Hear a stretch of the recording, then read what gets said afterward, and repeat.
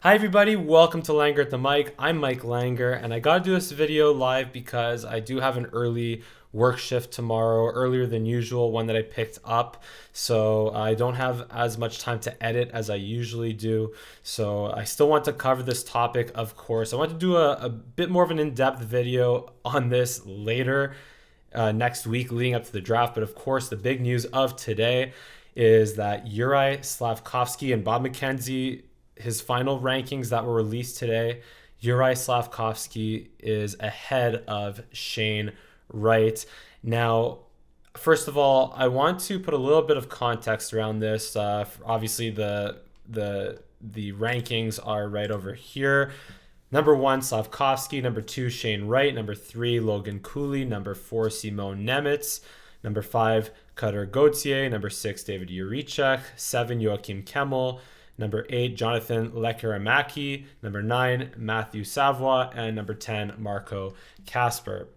So again, to put a little bit of context around this, and I actually saw the hit that Bob McKenzie did for SportsCenter earlier today, and first of all, they're not his rankings. They're not Bob McKenzie, what he thinks of these players. He's basically going off what scouts are telling him. And he said that the difference between Wright and Slafkovsky is razor thin. Specifically, he asked 9 scouts. 4 of them had Shane Wright first overall, and 5 of them had Slafkovsky first overall. And then he went on to say that because it's that marginal of a difference between Slafkovsky and Wright, he then went on to say that if you were to ask 9 or 10 other scouts, they could possibly say the opposite. And also keep in mind, Slafkovsky was ranked 5th overall at their mid-season rankings, but Shane Wright was first overall, of course, and only now has Slafkovsky climbed up above Shane Wright. So here's what I think. First of all, Juraj Slafkovsky has been considered to be the top prospect of this draft class by some people since the month of May. Whereas Shane Wright, and this is something I tweeted right over here, Shane Wright has been considered the best prospect of this draft class since he was 15 years old. So that's for the better part of the last 2 to 3 years. And to me, you can't base first, like, this whole thing is a crapshoot in general. Don't get me wrong, drafting players is a crapshoot. But the same way that you can't judge an entire NHL player's career based on one season, we just had Roberto Luongo, Henrik Sedin, Daniel Sedin, and Daniel Alfredsson get inducted to the Hockey Hall of Fame this past week from the NHL. Riikka Salonen as an international women's player and Herb Carnegie as a builder, of course, were inducted as well. When you decide whether players are eligible for the Hall of Fame or not, you don't base it on their best season. You base it on their entire career. So the same way that you can't base Shane Wright or Juraj Slafkovsky's success on one season, you can't base it on one season. You got to base it on their entire career, their midget careers, their junior careers to this point. And you got to do the best you can at it. You can't base it just on one tournament, on one Olympics tournament where Slafkovsky lit it up against AHL players, and then in one World Cup where Slafkovsky again lit it up against a lot of NHL players who didn't make the playoffs, sure, but also they didn't make the playoffs, and mostly AHL players or non-NHL players.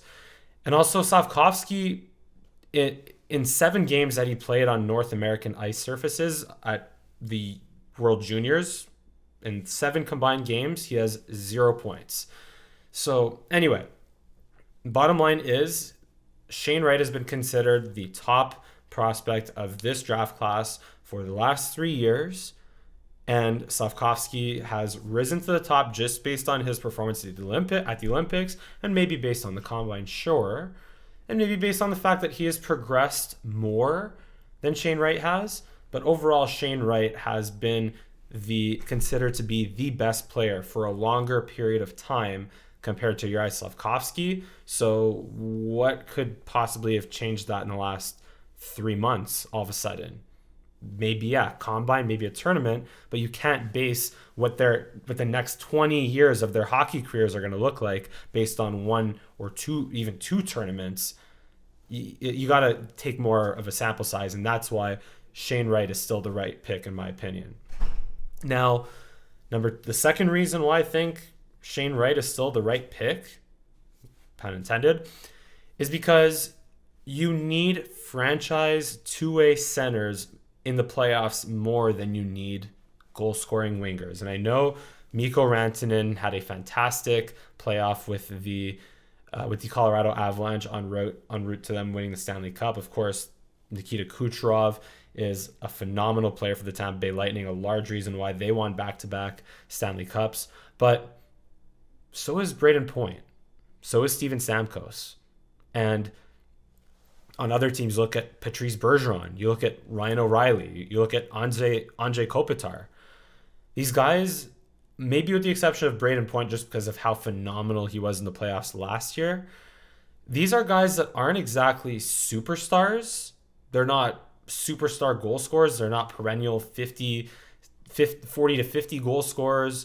They're not even really point per game players for their careers at least, right? But what they do is they are elite two-way Selke nominee caliber centers, right? And if Shane Wright, and you look at Philip Deneau also the previous year, the job that Philip Deneau has done against guys like Austin Matthews, Mitch Marner, the Pacioretty, Mark Stone line in Vegas, the Kyle Connor, Paul Stasny's against the Winnipeg Jets, right? So you need your two-way centers in the playoffs that can do more than just score big goals for you. Guys that can shut down opposing players, guys that can win big face-offs, guys that can be leaders, guys that make their teammates better. Those players, those centers are more valuable than a winger who, sure, great size that Slafkovsky has, 6'4", it's still growing. Speed, skill, sure. But even then, like those guys, they don't always, if they're not scoring goals, then it's not always a guarantee that they're going to have a factor in the playoffs compared to these high-end elite two-way centers. And I think that I think at the very least that Shane Wright will turn into a guy that produces, even if it's 50 to 60 points a season consistently, and is playing tough matchups, develops as a good face-off man for the Montreal Canadiens if they take him. I still think that caliber of player who will still be effective and reliable in the playoffs is more valuable than a guy who, okay, maybe has an odd 40-goal season here and there. Look at, again, like Max Pacioretty, right? Had a couple of almost 40-goal seasons with the Montreal Canadiens and a great player for the Vegas Golden Knights in the regular season. Was he done in the playoffs? Clearly not enough. So, and I'm not saying that will be Slafkovsky, but I'm just saying if that is Slafkovsky, and if Shane Wright isn't a perennial goal scorer, I have more confidence that Shane Wright will impact the game for the Montreal Canadiens as the two-way center that he will likely turn into in the NHL than Slafkovsky if he doesn't end up being a perennial 40 or 50 goal scorer.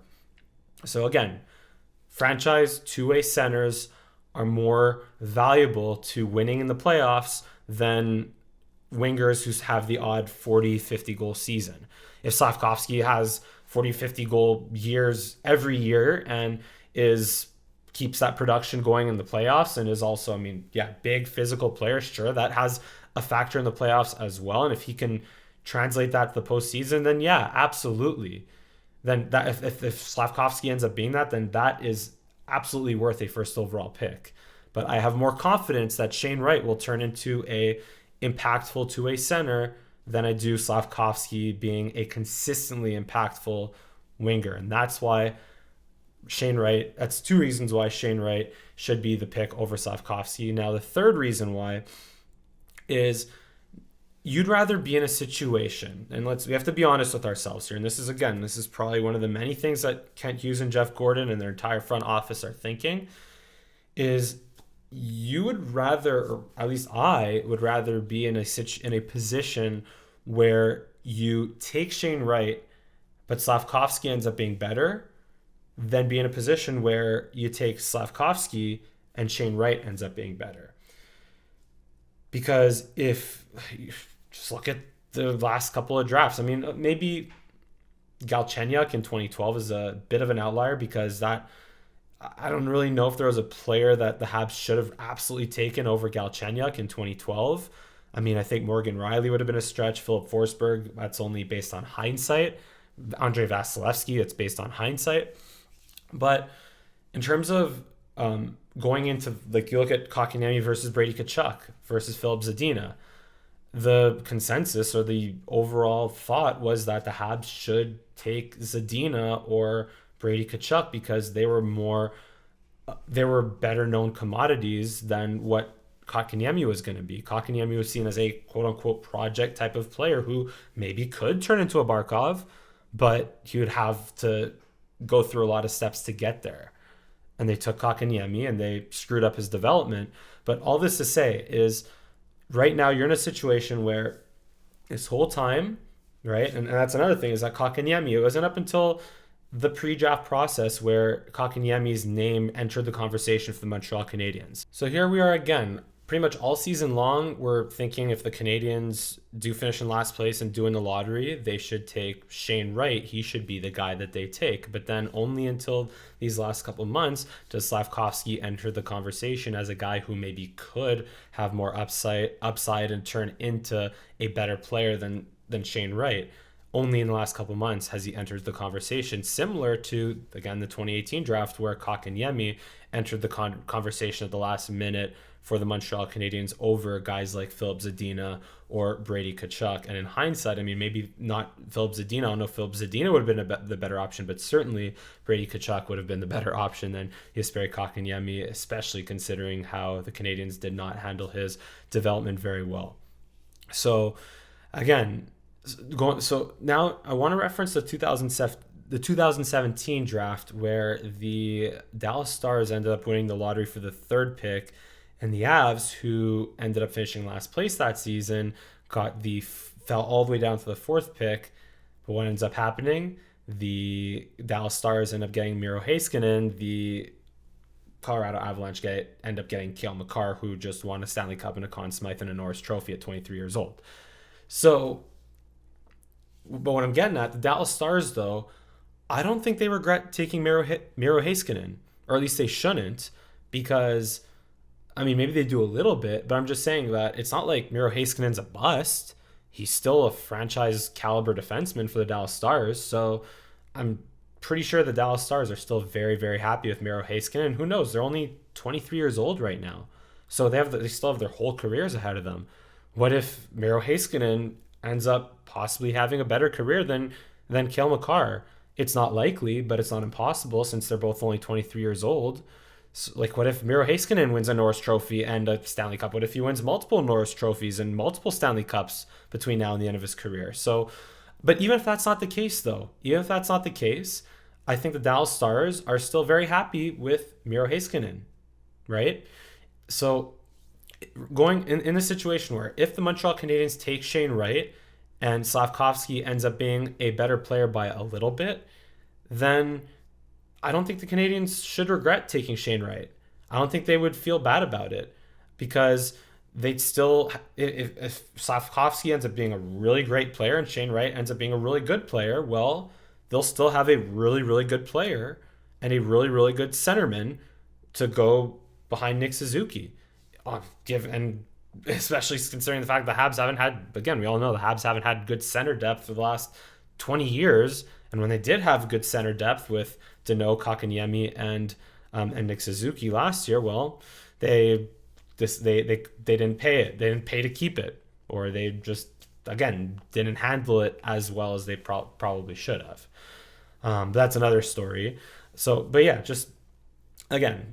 And if Slafkovsky ends up being a superstar player and Shane Wright ends up just being a really good player, well, go back to my first point or my second point where centers, franchise centers, are more valuable in the playoffs, in the longevity of the playoffs. Franchise centers who do everything well instead of just score goals well, they end up being more valuable than wingers who just score goals well and possibly don't do much if they're not scoring. So ultimately, just Shane Wright, even though Slafkovsky is on a lot of people's boards, they're the top prospect in this draft, and even though this draft is very mumble jumbled, like there isn't a Connor Bedard or a Matvei Michkov or a Fantilli type like there isn't a slam dunk number one pick or McDavid Matthews. There isn't that player in this draft. Doesn't mean that there aren't good players available in this draft that the Montreal Canadiens should take. That there doesn't mean that one of these players won't end up being a superstar or an all-star for years to come, even if it's not Slafkovsky or Shane Wright. So all this to say, I still think that Shane Wright is the better pick over Juraj Slafkovsky for those reasons I mentioned. I may or may not make another video on this leading up to the draft. I probably will, just talking a little bit more about the draft overall sometime next week. Just I felt like with the news today breaking down, I had to make some kind of video on this, and I'm happy I did. And I just also wanted to take a moment to thank everyone in the last couple of weeks since I started doing these videos again. I thank you so much for liking, subscribing, commenting. I've noticed it. I really appreciate it. And it's honestly because of you guys I'm going to keep up the great work. I know I took a little bit of time off to focus on other opportunities that were available to me and other things that I had to focus on. But honestly, I'm just thanks to your support, I'm gonna I really appreciate it, and I'm gonna keep producing these videos, and I really appreciate the support. I do read all of your comments, even though I take time every week to read a bunch of your comments, and I get to all of them eventually. So the same way that you give me thumbs up on these videos, I will give a thumbs up on your comments, unless you're just trolling, of course, in which case I'll just laugh at your comments the same way you probably laugh at my videos. But anyway, are you team Slafkovsky or team Shane Wright? Let me know in the comment section below. And as usual, thank you so much for watching. Oh, obviously hit like, hit subscribe, give me a follow on Twitter and Instagram at Mike Langer for both. Thank you so much for watching. I'll see you again next time. Go Habs go.